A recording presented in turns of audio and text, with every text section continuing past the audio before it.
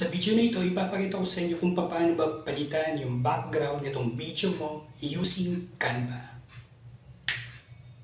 Okay, so ang step 1 is pumunta ka lang sa canva.com or pumunta ka dito sa link na to. Tapos mag-sign up ka for free. Okay? Then after that, i-upload mo yung video mo. Ayan, so upload natin yung video ko. Ayan, so wait mo lang siya while uploading. So after na siyang na-upload, ang gagawin mo lang is i-drag mo lang yung video mo doon sa canvas mo, okay? Ayan. So ayan na siya, then ilalapat mo lang siya. Okay, then after that, i-select mo siya, then click mo tong edit video. So pagka-click mo ng edit video, i-click mo lang tong background remover, okay? So ito yung bagong features nitong Canva. So click mo lang yan, then abangan mo lang dito na mawala yung background ng video mo. Was this helpful? Follow for more.